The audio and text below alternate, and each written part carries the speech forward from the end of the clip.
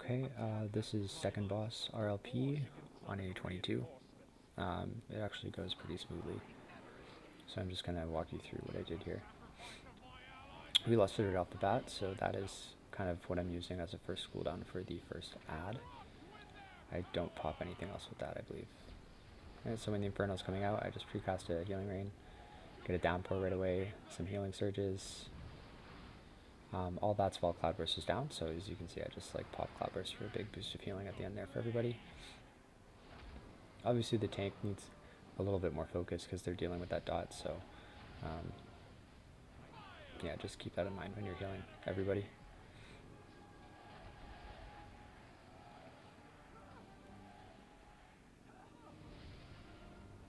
Okay, second ad, I believe I pop AG with my crit trinket.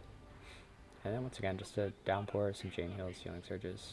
Just basically your normal stuff. Should be enough to handle everything.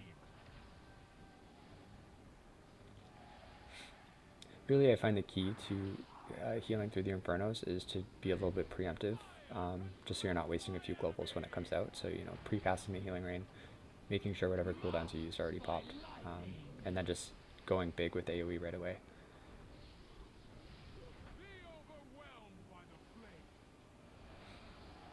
Okay, this one, it looks like I just used Healing Tide.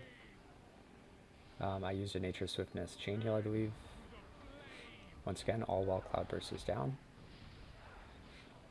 And then at the end, you can just pop that Cloudburst to top everyone up.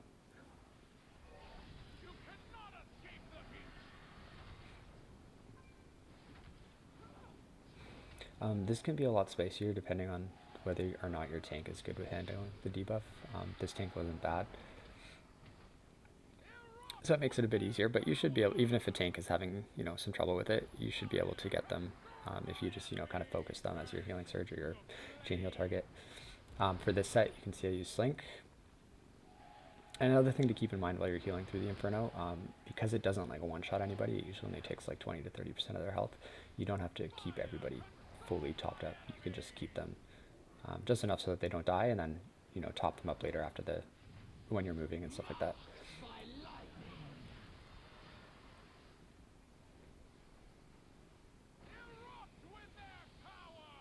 Okay, this set, it looks like I just used Nature's Swiftness with the High Tide Chain Heal. While Cloudburst is down, I actually didn't pop any other cooldowns. I could have popped Ascendance there, but it looks like I didn't need to. I actually don't think I used Ascendance this whole fight, but it's a great tool in this fight, especially during the Inferno, so I would consider using it if you're struggling on this boss. Basically, if you save a cooldown for each of these Inferno phases, you should be fine. For this last one, I think I just use AG because it's back up again, and I think I use it with my trinket as well. I always find AG and Ascendance pair best with like a trinket or a racial or something. Yep, so just like clockwork, same things. The end, you pop your Cloudburst, get everybody up, and if you can, you know, you get some DPS in as well. If you kill that ad quicker, you won't get the second Inferno, so helping DPS is great. But yeah, it's super smooth. It's not so bad. You just have to keep your head straight and use your cooldowns as needed.